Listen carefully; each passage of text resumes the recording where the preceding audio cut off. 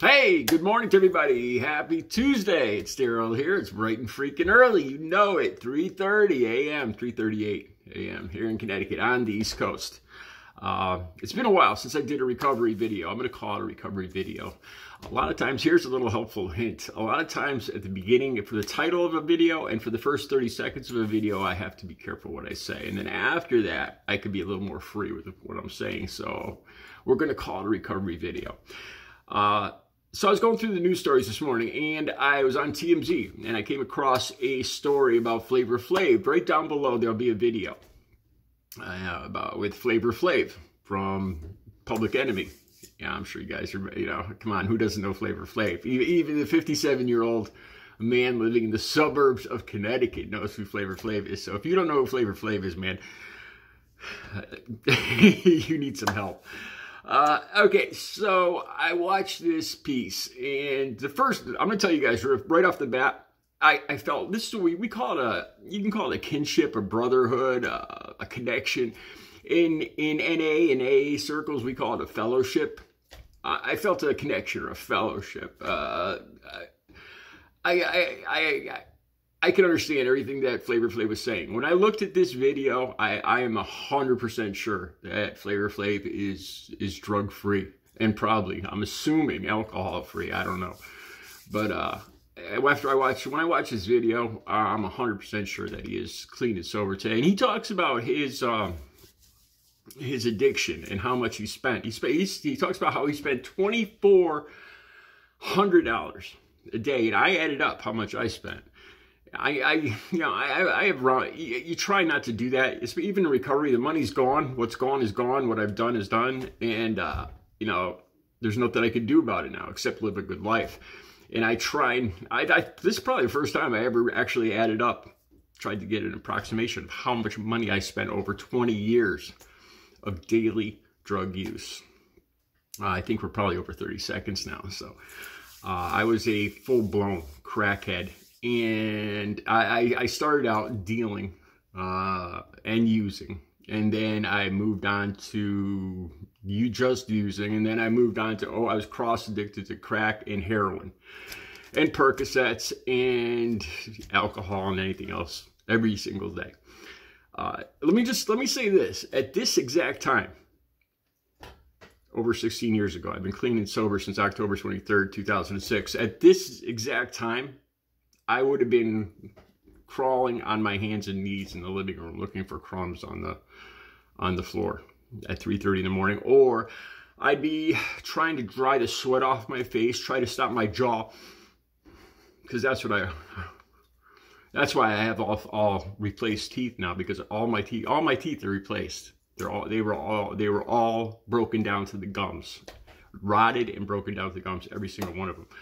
And I'd be trying to prepare myself to go out at 3:30 in the morning and go find a dealer on the streets in my car, driving all geeked up. That's what I would be doing at this exact time, over 16 years ago. I can't tell you guys how thankful I am that I'm clean and sober. All right, let me talk a little bit about what Flavor Flav said. He says, I could identify, man, it could have been me sitting in this chair. Everything he said, I say. I feel everything he said. He says it gets to a point where you get tired of doing what you're doing. It's not working for you anymore. And I hate to talk in NA cliches, but that is the truth. At the end, I remember sitting most of the time it was just by myself, because the addiction got so bad, I didn't want to share and whenever I had any money, I would use by myself, because the addiction got so selfish. If any of you use and you're like, I just use on the weekends, I use with my friends. I never use alone. I just on the weekends I get a little blow with my friends. That's exactly how I started, how everybody starts, how Flavor Flav started, how I started, how everybody starts. That's how it starts. And by the time it gets to the point where you realize you got a problem, it's too late. It's much better if you take my word for it. And which he brings me up, because he says the reason he says he's doing this now, he's talking about this because he doesn't want, the reason he's still here, that God let him, that's exactly how I feel. I have no doubt that I've been given a second chance. I've been given a break. Because easily a dozen people that I used to use with my friends or co-users are gone now. As a matter of fact, just 6 days ago, one of the girls that I used to date when I was 14, she also got involved in drinking and drugs. She just passed away at 57 years old, 6 days ago. It happens about once a month now. The people that didn't get clean and sober, I lose about one a month. Seriously. So he talks about how much he spent, $2,400 a day, and I started adding up approximately, what I spent, and I'll get to that in a second. He talks about the records he made. He talks about how back in his day, it was, he says nowadays the bands, the hip hop and records and all that, they talk about how they use Percocet and Molly, and they connect with the crowd that way by saying, hey, I use this stuff, and the people in the crowd use it. But that's not how it was back 20 years ago, Public Enemy, or 25 years ago. Back then, you were a baller. You bragged about what you sold, and the people that used were just people you used to make money off of. If you watch the video, you'll see exactly what I'm talking about. And I was one of those people. So I look at this, I urge you guys to watch this video. I have no doubt in my mind that Flavor Flav is clean right now. Though, there's going to be a second link down below. I'm not too familiar with this guy, Boosie Badazz. I'm not too familiar with him. His name's Taurus Ivy Hatch. I'm not too familiar with him. And there's going to be a clip down below by him.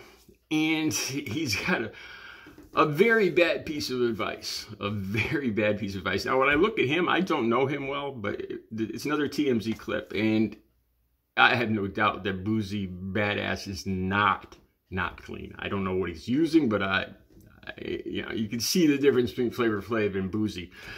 And Boosie says he's got a suggestion for people that are using fentanyl. Stop using the fentanyl and go back to crack. That's not me. That's Boosie Badazz. And when I heard this, it flashed me back to the days when I was using. I started off using cocaine. I started buying. I was one of those people that didn't have as much fear as they should. And I started to learn how to buy and sell.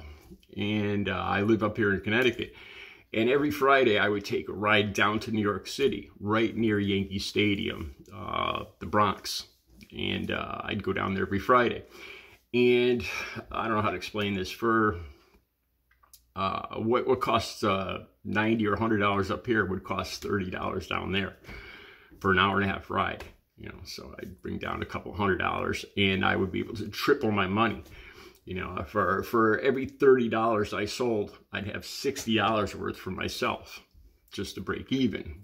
And that's, at first, it was about making money. And then, like Flavor Flav says in this video, he says, I became my own best. He says he was dealing, but then he became his own best customer.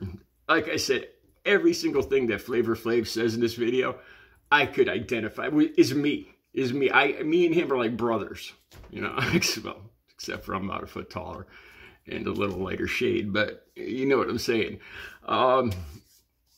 So dealers used to say this to me, because you go to two different people. Dealers kind of specialize. Some sell coke, some sell opiates, heroin. And at the beginning, I was into coke and then crack. And then I had back surgery, and I started taking Percocets, and I realized that Percocets took the edge off the coke. So I got an idea. At that time, I was really having a problem with coke, with crack. I couldn't stop. I was spending easily. I'd spend every cent I had. If I had $500, I'd spend $500. If I had $1,000, I'd spend $1,000. And what Boosie Badazz says in here, it's a bad piece of advice. I think it goes through every addict's head, that once you realize you have a problem, you get this idea that you could replace one drug with another drug, or replace the drug with alcohol. It's not as bad, at least. Like instead of doing crack, I'm going to smoke weed and drink, or instead of smoking crack, I'm going to do Percocets and Molly. You know, and believe me, you think you discovered something, you know, if you're out there and you're, you know, this is going through your mind, but it goes through every addict's head. And then what inevitably ends up happening is you become cross-addicted. You end up doing both drugs. That's what happened to me. I became more addicted to the opiates. I started using the Percocets to take the edge off the coke and crack. And then I liked the Percocets, and I started doing the oxys. And then I started doing the heroin, and I was still doing the crack, but except I would just buy, instead of buying the crack first and then the opiates, then later on I would just buy the opiates first and then the crack with the leftover money or any other money, because that's all you do all day, every single day. From the moment I woke up, from the second my eyes opened, that's the first thing that went through my head. How am I going to get money? How am I going to get drugs? To the very last thing that I thought of before, if I did fall asleep. Usually I would just toss and turn and put a pillow over my head. One of the worst feelings I ever felt. I had been using for, I don't know, 2 or 3 days without sleep. And I had lost track of time. Now, it's hard for somebody to imagine this, but I had lost track of time. And it was during the summer. And I had to go to the bathroom. I went to the bathroom and I saw that it was 6 o'clock, and I looked out the window and I could see cars on the highway, and I had absolutely no idea, because my clock didn't say 6 a.m. or 6 p.m. back then. It just said 6, and I looked outside, and for the life of me, I had no idea if it was 6 in the morning or 6 at night. And I can't tell you that I still remember that feeling. It was a terrible feeling. You're no longer connected with the rest of the world. You know, for the life of me, I just gave up at that point. Now that I'm clean and sober, you know, I'm smart enough to realize that I could just easily probably look up at the sun and see where the sun is in the sky. But back then, that never even occurred to me. I just remember seeing the cars outside my window going on the highway, going to work, coming home from work, one or the other. It was 6, it was sunny. You know, and I couldn't figure out if it was 6 in the morning or 6 at night. I had no idea. And then it scared me so much, I just went and used more. And I don't even remember how that all turned out, but it was the scariest, worst feeling I ever had. One drug is not better than the other drug. When you're talking about opiates and coke or crack, that's it. You know, Boosie says, you know, the fentanyl kills, and you know, if you're going to use something, you should use crack. It's a bad piece of advice. This is what dealers used to say to me, competing dealers, because the coke dealers or crack dealers would know that I was also using heroin, and the heroin dealers would also know that I'm using coke or crack. And each one of them would try to tell me, look, man, that stuff's messing you up. Like the heroin dealers would tell me, look, you're losing all your teeth, man. You know, this stuff you get in the morning and you can function. And the coke dealers would tell me, dude, you're spending all your money. Look, that stuff's eating up your... They both told me the other drug was eating up my teeth. These were dealers on the street giving me advice about how their drug was better for me than the other drug. And that's pretty much what Boosie Badazz says here in this video. So, Flavor Flav, it's a great clip. I urge you guys to watch it. Boosie Badazz, not so great advice. The clip will be down below.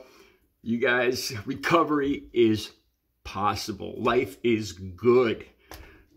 Have a good Tuesday.